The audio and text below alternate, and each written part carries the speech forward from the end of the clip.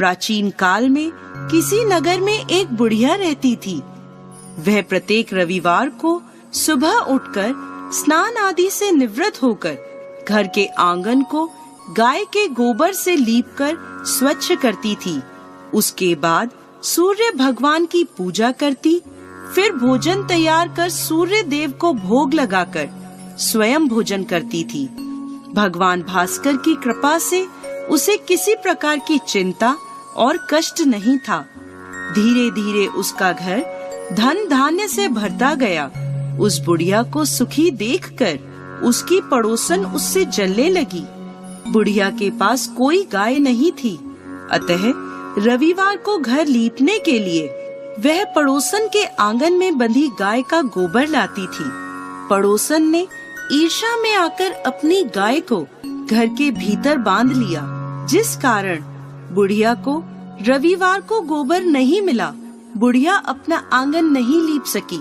आंगन ना लीपने के कारण उसने ना तो भोजन बनाया, ना ही सूर्य देव को भोग लगाया और स्वयं भी भोजन नहीं करा। सूर्यास्त होने पर भूखी प्यासी सो गई।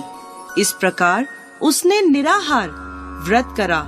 रात्रि में सूर्य भगवान ने उसे स्वप्न में दर्शन दिए और उन्होंने भोग न लगाने का कारण पूछा। तो बुढ़िया ने बहुत ही करुण स्वर में पड़ोसन द्वारा घर में गाय बांधने और गोबर न मिल पाने की बात कही। सूर्य देव ने अपने भक्त की परेशानी का कारण जानकर उसकी परेशानी दूर करते हुए कहा, माता, मैं आपकी भक्ति से प्रसन्न हूँ।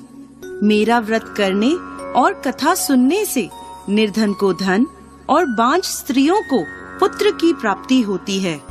इसलिए मैं आपको एक ऐसी गाय देता हूँ जो सभी इच्छाएं पूर्ण करती है। स्वप्न में बुढ़िया को ऐसा वरदान देकर भगवान सूर्य अंतर्ध्यान हो गए। प्रातः काल सूर्योदय से पूर्व उस बुढ़िया की आँख खुली तो अपने घर के आंगन में एक सुंदर गाय को देखकर वह हैरान हो गई। पड़ोसन ने उस बुढ़िया के आंगन में सुंदर गाय को देखा तो वह उससे और अधिक जलने लगी। जैसे ही गाय ने सोने का गोबर किया, पड़ोसन की आंखें फट गईं। पड़ोसन ने उस बुढ़िया को आसपास न पाकर तुरंत उस गोबर को उठाया और अपने घर ले गई तथा अपनी गाय का गोबर वहां रख आई। बुढ़िया को सोने के गोबर के बारे में पता ही नहीं चला और बुढ़िया पहले की तरह भगवान सूर्य देव का व्रत करती रही और कथा सुनती रही। पड़ोसन की चालाकी देखकर एक दिन सूर्य भगवान ने तेज आंधी चलाई, जिसके कारण बुढ़िया ने गाय को घर के भीतर बांध लिया। सुबह उठकर बुढ़िया ने गाय का गोबर देखा तो उसे बहुत आश्चर्य हुआ। उस दिन के बाद बुढ़िया गाय को घर के भीतर बांधने लगी। सोने के गोबर से बुढ़िया कुछ ही दिनों में धनवान हो गई। अब पड़ोसन बुरी तरह जल भुनकर राख हो गई। जब उसे सोने का गोबर पाने का कोई उपाय नहीं सूझा तो वह राजा के दरबार में पहुंची और राजा को सारी बात बताई। राजा ने अपने सैनिक भेजकर बुढ़िया की गाय लाने का आदेश दिया। सैनिक बुढ़िया के घर पहुँचे। उस समय बुढ़िया सूर्य भगवान को भोग लगाकर स्वयं भोजन ग्रहण करने वाली थी। राजा के सैनिकों ने गाय को खोला और अपने साथ महल की ओर ले चले। बुढ़िया ने सैनिकों से गाय न ले जाने की प्रार्थना की। बहुत रोई चिल्लाई, लेकिन राजा के सैनिक नहीं माने।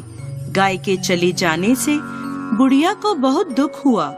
उस दिन उसने कुछ नहीं खाया और सूर्य भगवान से गाय को पुनः प्राप्त करने की प्रार्थना करने लगी। दूसरी ओर राजा गाय को देखकर बहुत खुश हुआ और सैनिकों से बोला, इस सोने का गोबर करने वाली गाय को गौशाला की जगह मेरे कक्ष में बांधा जाए। सुबह जैसे ही राजा उठा, सारा महल गोबर और बदबू से भरा देखकर राजा घबरा गया। उसने सैनिकों से गंदगी साफ करने को कहा परंतु गोबर साफ ही नहीं हो रहा था। जितना साफ करते वह उतना ही फैल जाता। यह देखकर राजा क्रोधित हुआ और उसने पड़ोसन को राजमहल में बुलवाया और उसे दंडित किया। इसके बाद राजा ने तुरंत बुढ़िया को महल में बुलवाया और उससे क्षमा मांगते हुए सम्मान सहित गाय लौटा दी। तत्पश्चात राजा के महल से सारी गंदगी दूर हो गई। तब बुढ़िया ने राजा को रविवार के व्रत की और भगवान भास्कर द्वारा गाय